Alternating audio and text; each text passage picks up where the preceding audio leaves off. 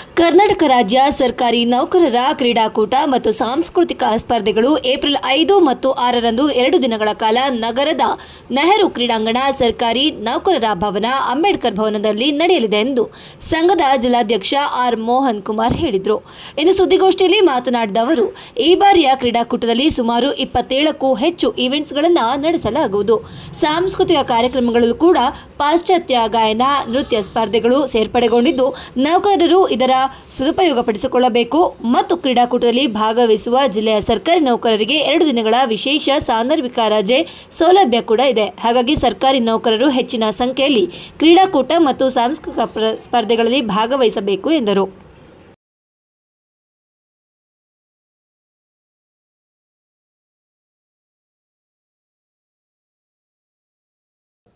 ಎರಡನೇ ದಿನ ಸುಮಾರು 1 ರಿಂದ 1,500 ಜನ ಭಾಗವಹಿಸ್ತಾರೆ.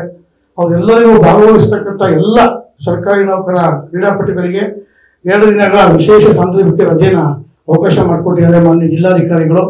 ಹಾಗೆಯೇ ಅವರು ಕ್ರೀಡಾಕೂಟದಲ್ಲಿ ಭಾಗವಹಿಸುವ ಎಲ್ಲ ಸರ್ಕಾರಿ ನೌಕರಿಗೆ ಮಧ್ಯಾಹ್ನದ ಊಟದ ವ್ಯವಸ್ಥೆ ಇದೆ. ಹಾಗೆಯೇ ವಿಶೇಷವಾಗಿ ಈ ಬಾರಿ ಲಾಸ್ಟ್ ಇಯರ್ ಯೋಗ ಮತ್ತು ಖೋಖೋನ ಆ್ಯಡ್ ಮಾಡಿದ್ರು ಹೊಸದಾಗಿ ಕ್ರೀಡಾಕೂಟದಲ್ಲಿ. ಈ ಬಾರಿ ಪಾಶ್ಚಿಮಾತ್ಯ ಗಾಯನ ಮತ್ತು ನೃತ್ಯವನ್ನು ಸೇರ್ಪಡೆಗೊಳಿಸಿದ್ದಾರೆ. ಅದನ್ನು ಕೂಡ ನಮ್ಮ ಜಿಲ್ಲೆಯ ಸರ್ಕಾರಿ ನೌಕರರು ಆ ಕ್ರೀಡಾಕೂಟದಲ್ಲಿ ಅತ್ಯಂತ ಹೆಚ್ಚಿನ ಸಂಖ್ಯೆಯಲ್ಲಿ ಭಾಗವಹಿಸಬೇಕು ಅಂತೇಳಿ ಮನವಿ ಮಾಡಿಕೊಂಡ. ಅದರ ಜೊತೆಯಲ್ಲಿ ನಮಗೆ ಗೊತ್ತಿರ್ಬೋದು, ಕಳೆದ 2 ವರ್ಷದಿಂದ ಸರ್ವೋತ್ತಮ ಸೇವಾ ಪ್ರಶಸ್ತಿನ ಕೊಟ್ಟಿರಲಿಲ್ಲ. ತಾಂತ್ರಿಕ ಕಾರಣಗಳಿಂದ ಅದು ಪೆಂಡಿಂಗ್ ಇತ್ತು.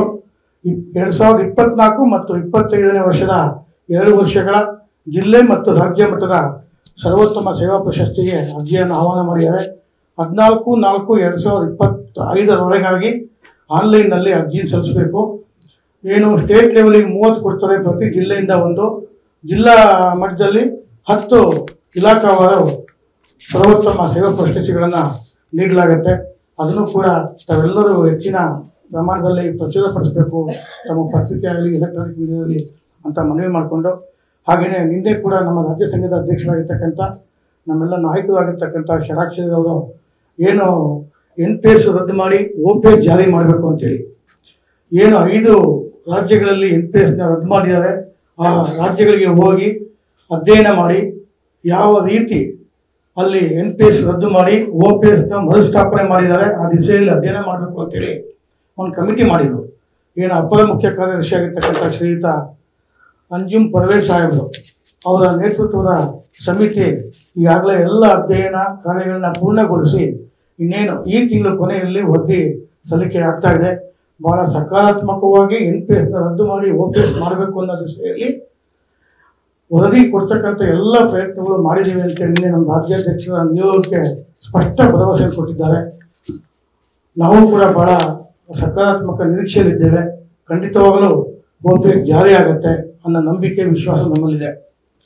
ಇಷ್ಟ ವಿಷಯಗಳನ್ನ ತಮ್ಮ ಮುಂದೆ ಹಂಚಿಕೊಂಡು ತಮ್ಮ ಸಹಕಾರಕ್ಕೆ ವಂದನೆ ಸಲ್ಲಿಸ್ತೀನಿ. ನಮಸ್ಕಾರ. ಅದೊಂದು ಮಿಸ್ಟೇಕ್ ಆಯಿತು, ಸೇರ್ಪಡೆ ಮಾಡಬೇಕಿತ್ತು, ಅದು ಜೆರಾಕ್ಸ್ ಆಯಿತು. ಅವರು ಕೂಡ ಮುಖ್ಯ ಅತಿಥಿಗಳಾಗಿ ರಾಜ್ಯ ಸಂಘದ ಅಧ್ಯಕ್ಷರು ಭಾಗವಹಿಸ್ತಾ ಇದ್ದಾರೆ.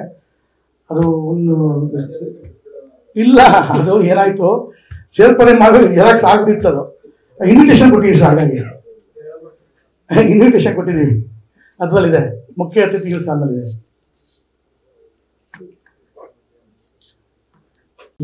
ವಿಸಿಯಲ್ಲಿ ಮಾತಾಡಿ ಬಹಳ ಸ್ಪಷ್ಟವಾಗಿ ಸಮಿತಿ ವರದಿ ಬಂದ ತಕ್ಷಣ ಸಕಾರಾತ್ಮಕವಾಗಿ OPS ನಾವೇನು ಕಾಂಗ್ರೆಸ್ ಪಕ್ಷದ ಚುನಾವಣೆ ಪ್ರಣಾಳಿಕೆಯಲ್ಲಿ ಭರವಸೆ ಕೊಟ್ಟಿದ್ರು ಆ ರೀತಿಯಲ್ಲಿ ನಾವು ಕಾರ್ಯ ಮಾಡಿ ಅನುಷ್ಠಾನ ಮಾಡ್ತೀವಿ ಅಂತ ಅವರು ಸ್ಪಷ್ಟವಾಗಿ